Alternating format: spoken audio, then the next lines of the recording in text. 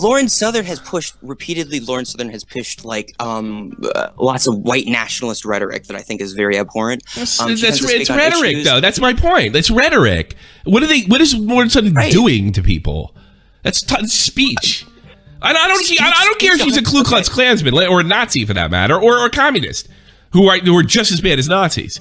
Okay, you know? So I'm trying to explain this to you. So let's say we have step one, and step one is the way that people interpret and gain ideas is through words. You think that words have an effect to some extent, right? No shit. Yeah, so if words have an effect to some extent and actions have an effect to some extent, then why can't we? But they can't be measured. Both. They can't be measured. And what you're talking about, if we take your side, we're measuring. No, but here's the thing: by you making that decision, you are measuring the weight of words, something that cannot be measured because it's subjective. Yes, I'm making a normative decision. Yeah. Well, look, on an individual basis, it's your platform that does. But when you start going and start telling other people who they should and should platform because it's dangerous, and that's exactly what you're suggesting right here.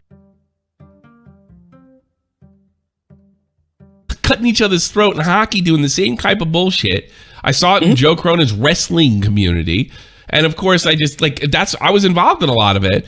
And then I was perfect for fucking baiting and going on with Keemstar because I already had like my minor league training for it. Right. You know, so it still exists today. It's just maybe not as like blatant as as it was. Yeah, back you then. gotta understand. I am like I've not been like in commentary for a very long time. I don't even really talk with a lot of commentators anymore. I kind of moved into like political things because I always talk about politics in my streams. Do you like Destiny? And it seems like. Do you like Destiny? It seems like a thing. Do you like Destiny? I was a Destiny fan. I like Destiny until we have NFTs. Kind of gone.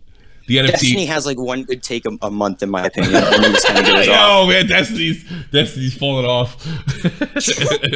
Nah, dude, he's like really hard defending Lauren Southern. I think it's very cringe. Defending her? I don't think he defends her. He just fucking friends with her. No, he defends her. He's defended her. Like, well, you might defend her ability to speak, but I don't think he defends her like points of view for the most part.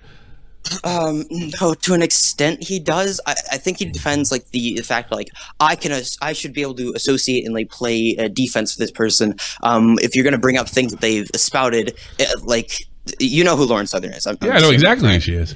Yeah, Lauren Southern, right? I think my main problem is not only that he's defending her, it's actually that he's kind of platforming her. So Lauren Southern kind of dropped. So you're the platformer type of guy? You can't you're kind of proving this point in this conversation. I believe in responsible platforming. So you're not. So you're responsible. That's like responsible fucking gun laws, and it usually means take all your guns. Like responsible platforming. Really. So that just gives permission to go in and fucking cancel anybody after they associate with somebody you don't like. No, I think that. Hold up. I think that you are responsible for the type of people that you platform and the ideas that you spread around due to that, right? So if I'm, for example, how do you have an argument with somebody like a Ku Klux Klanman or something like that? How do you? I hope that whenever these ideas are brought forth, you are adequately challenging them. But the problem I have with Destiny is he doesn't like adequately challenge them. I'm very against. He's gotten plenty of debates with her. I mean, there is a downtime where you can get to play video games and not challenge each other. You don't have to challenge somebody 24/7. Yeah, no, but when he talks about her talks with her politically on stream. And talks about her on Twitter, right? These are like completely different things, right? So when we're talking, I agree with you. They have a relationship. Really they have a friendly relationship. They're certainly entitled to that. Sure, but that doesn't mean you pull them up on stream and you start defending. So you get to be in control of what he does. Boy, you're not very fun. No, liberals suck nowadays. I'm suggesting things. This is called criticism. Okay, I'm not saying I have. Well, no, all right. You're not suggesting things, but this is the you talked about platforming and responsible platforming and things like that. It is also. It's a terrible precedent. And can you see why? Because anything to be considered, look, whatever's responsible and not responsible is completely subjective. So what happens is that subjectiveness is used to fucking platform everybody. Yeah. So it's much better to have a rule. You platform whatever the fuck you want and let the chips fall where they may. Okay, I'm going to ask you a question. So let's say you had somebody and you platformed them, but platforming them would directly lead to them deplatforming others. Which one is more platforming? Which one's more freedom of speech? I think I do think there is some personal responsibility. I would agree with you there. Let me finish. But you're like, you can't platform Lauren Southern. Like I wouldn't platform somebody that was like, I don't know, telling people how to fucking make bombs and shit. Like your threshold is way way higher than mine. Lawrence Southern has pushed repeatedly. Lawrence Southern has pushed like lots of white nationalist rhetoric that I think is very abhorrent. It's rhetoric, though. That's my point. That's rhetoric. What is Lawrence Southern doing to people? That's speech. I don't care if she's a Ku Klux Klansman or a Nazi for that matter, or a communist who are just as bad as Nazis.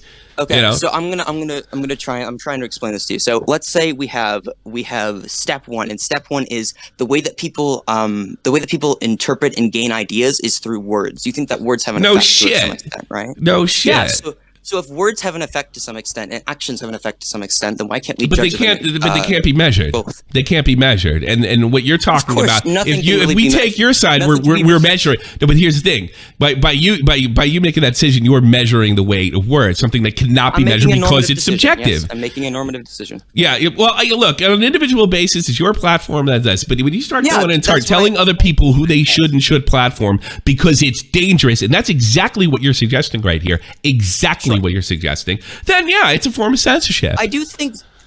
Yeah, some censorship is permissible. All right. At least you're honest about it. Yeah, no, I'm very upfront with my politics. All right. Okay. So I think that some censorship is necessary. You have to limit some freedoms to maximize other freedoms. For example, this is really like obvious. You consider yourself a liberal?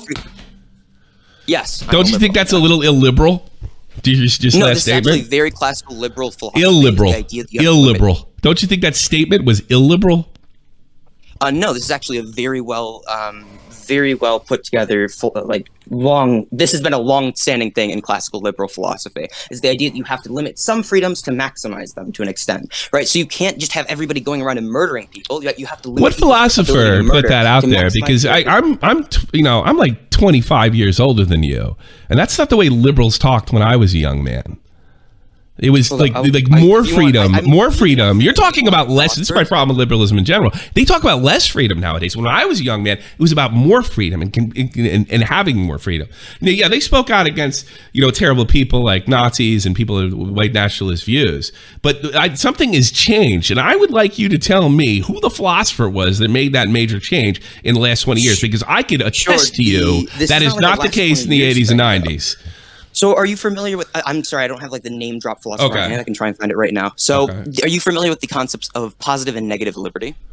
No, I can't say I am. So a philosopher, I forget their name, but they made the distinction between positive liberty and negative liberty, right? So positive liberty would be your technical ability to do things, and negative liberty would be your, your ability to not be infringed upon by others, right? Okay. So you have to limit some positive liberties to maximize negative liberties. So you think speech would be a negative liberty?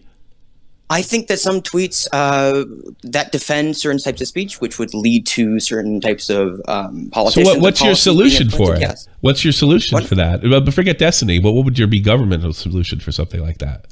I don't think I have a policy decision for that. I think it's very much so on an individual basis, and I think we need to criticize people who don't feel the same way you do. That sounds like no fucking fun at all. I mean, it does. We got to get together and tell other people what the fuck to do. How are you different than the fucking Christian wackos I grew up with, telling everybody what they could and couldn't do? How am I different from them? How are people with this new way of liberalism that limit that assigns certain liberties, either positive or liberal, any different than somebody saying, you shouldn't do it for God because it's spit in the face of God? Because you're spitting in the face of God. I think it's very much so based on our presuppositions, right? Our fundamental presuppositions. Some people presuppose the idea of a God. I think no. You didn't listen to me. I'm comparing your ideology to theirs. In other words, back then, they would say all these horrible things would happen, usually by God, or societal things would happen. If certain people were allowed to speak, how is that different than your ideology now? Was this a justified assumption? Because I think the two ideologies... Oh, really? I don't know. Heavy metal music being banned? Is that a justified... because kids are going to kill themselves?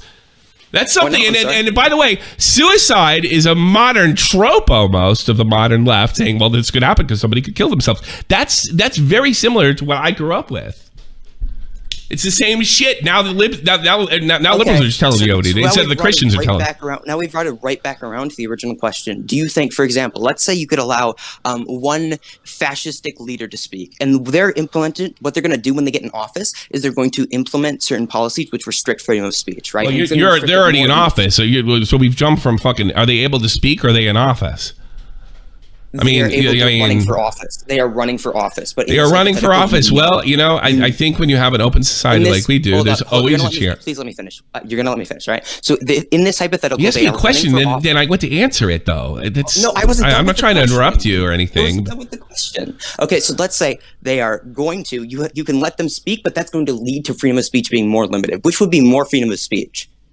To let them limit it. Well, I mean, if I'm pretty sure if they were it's a running, hard question. I think no, I didn't answer the question. You jerk off. Listen, listen. Come on, what's the matter with you?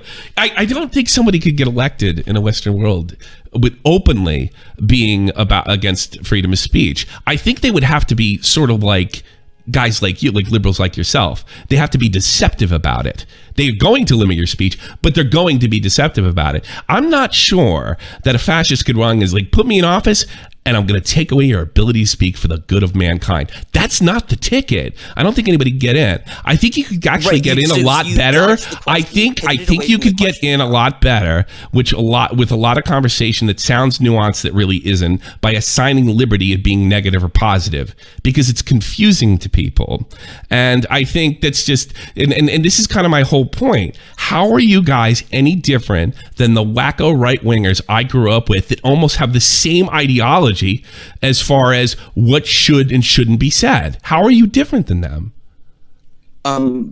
First of all, you didn't answer the question. You pivoted away from it. So how did I pivot away? In a hypothetical, the question. Yeah, I did. I said I don't think they could get it. I don't think they could get in. So I don't think it's kind of a ridiculous question. Pivot away from the question, right? We'll talk about the Christian thing now. So, do you think there's a difference between an ideology that is rooted in actual factual basis and an ideology that is rooted in things that are? Well, I think the fact that something's factual is probably subjective with your fact. So you're just told me you're an ideological supremacist. Like my ideology is rooted in fact. Well, I mean, socialist governments all over the world for the past. Rooted in fact, because I've argued it for like days. All right. Well, you haven't argued it really successful here. And anything you've pivoted away from the question that how are you by talking like how are you different? That by really censoring, talking about for you. You're talking over me too. I think you're avoiding something here. I think it's also coming quite clear in the stream. It's coming quite clear in the stream. No, I don't. I think you need to have an open society, and I think you need to let the Nazis and the commies run. Otherwise, people like you get in charge, which are just as dangerous, and start assigning what you can and can't do, what you can and can't think.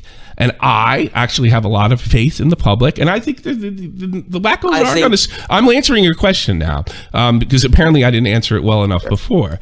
I think they will be rooted out by the public. Yes, they can get through, and most of the time, when someone gets through, like an Adolf Hitler, there has to be a terrible upheaval or economic downturn. I don't think that. We might be on our way. We're in that situation yet. And I tell you something. I think your ideology is every bit as bad, maybe not as bad as a Nazi or a communist, leaning towards communist, as the same Christian kooks that would come up for, well, you can't listen to that metal because you might kill yourself, or you can't do this and you can't do that. And then this is a negative feeling and this is a positive feeling. You and your ilk it's really not up to you. And I think that is the real problem with your ideology. And by the way, no ideology is really rooted in fact, in the sense that it's superior. We have to presume that there's some kind of objective basis to argue from reality. I would agree with that, right? But the fact that you're assuming it at 19 years old,